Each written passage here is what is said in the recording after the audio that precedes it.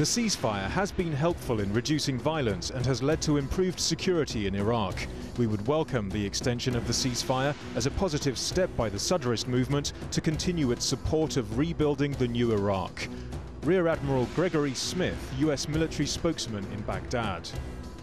Welcome back to Inside Iraq. Today we are discussing the reasons behind why Muqtada Al-Sadr has renewed the freeze on the activities of his fighters with Catherine Michael and Sheikh Salah Al-Ubaidi, spokesman of Muqtada Al-Sadr. Sheikh Salah Al-Ubaidi, you had a truce with Faylaq Badr. Recently you have been on the receiving end of their strikes. They have not relented. So why renew the freeze primarily against the Americans, while that truce has been abrogated against Faylaq Badr? Really, I concentrated upon a very important point, that Sayyid Muqtada Al-Sadr, when he has made this decision of a new period of Riz Jaysh al-Mahdi, he does not look to the outer corners and what are the reactions of others. He looked from the religious legal necessity, which leads that we have to help our people in Iraq in general, in order to go a new period of living peacefully with one another. Sayyid Muqtada Al-Sadr have made a kind of asking others. He has asked several marja'iyya in Najaf and out of Najaf, and he asked also other political figures and political people in order to give him the advice what to do with the new period. And also he has made asked us in order to make a kind of general tower around most of the important governorates in Iraq, and to give our recommendations to him as committees. I need to ask you about that, Salah Al-Ubaidi. Parliament has recently passed 3 laws. One of them is the Provinces Act. And while we are speaking, and over the past almost a year, Faylaq Badr, which has penetrated the Iraqi army and the Iraqi security forces and the intelligence, they have been consolidating their power on the south, and they have been putting all their key people in key places. To what extent do you feel you have been deprived, and Abdul Aziz al-Hakim and his Faylaq Badr and his forces are grabbing the south from Al-Sadr's bloc? Really, we do not look in our actions and reactions from the typical political point of view. We look from another point of view, our responsibility towards our people. This is the most important thing. And it does not matter for us whether this or that man was at the head of this or that governorate. The most important thing that we look for, that professional and important people who can control the situation of this or that governorate in order to give benefits to the people of Listening governorate to Sheikh Salah Al-Ubaidi, Catherine. I need to interrupt here, Jassim, please. Go ahead. Will you?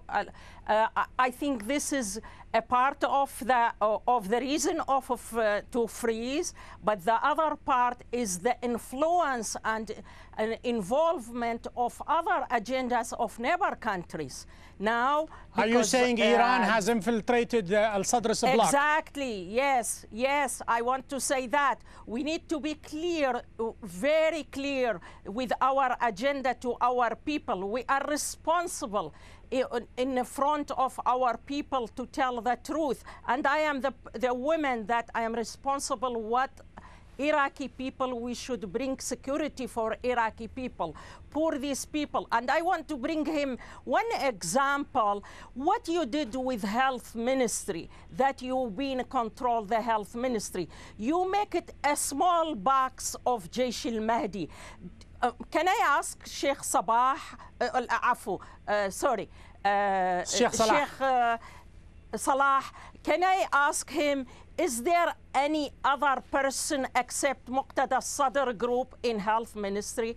Is there except any other person can go there except I need to stop you for just a second and let Sheikh Salah ask. Sheikh Salah, you admitted to the criminal activities of certain groups within Jaish al-Mahdi. That is very courageous and very noble of you. And now Catherine is mentioning that Iran has penetrated Jaish al-Mahdi, as well as you are in control of certain ministry and the fund with it to carry on your activities. Really, there were many, too much exaggeration about the chaos which had happened in this or that ministry, especially in health ministry. What I want to say that Baghdad in general, not only health ministry, was living in chaos during 2006 especially.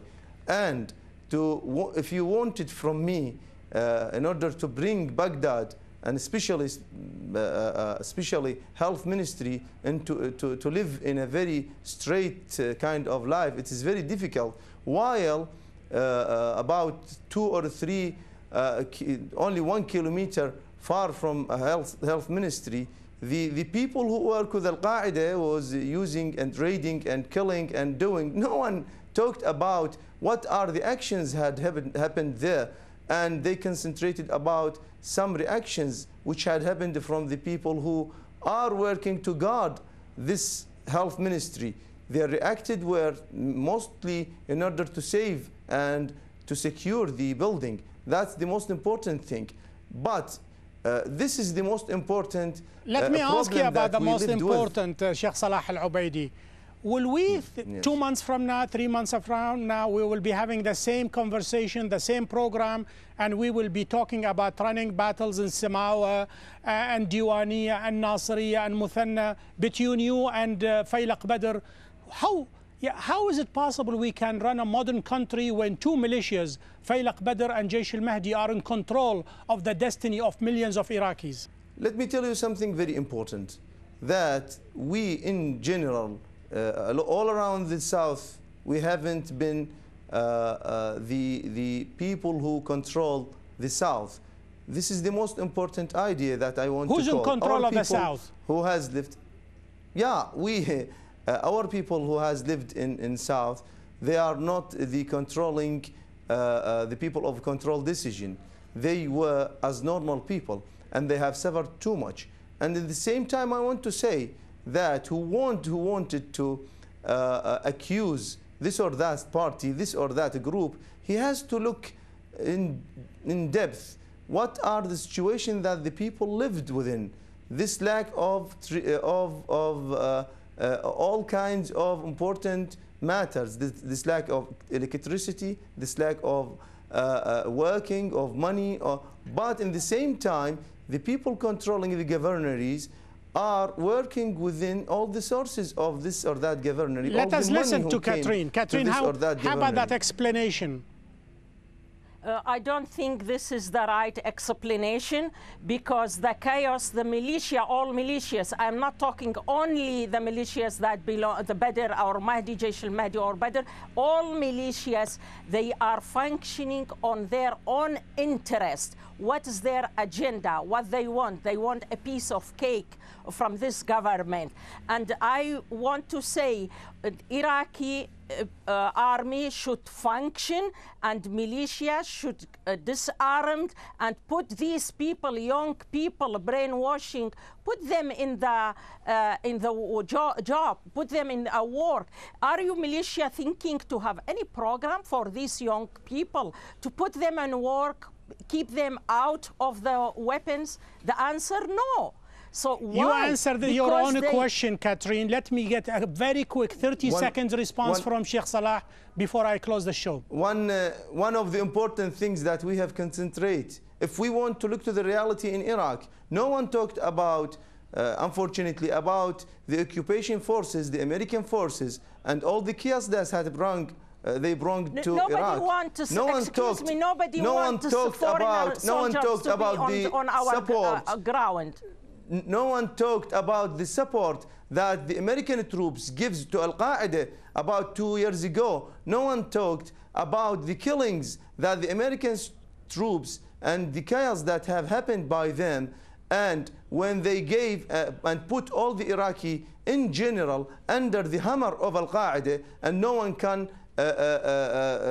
defends himself. What can the people do? Now we are talking badly about the militia who has saved millions, saved thousands of civilians, because Al-Qaeda was going here and there and killing the people without any kind of reason and under the eyes of Sheikh Salah Al-Ubaidi, Catherine Michael, I need to thank both of you for being guests on Inside Iraq.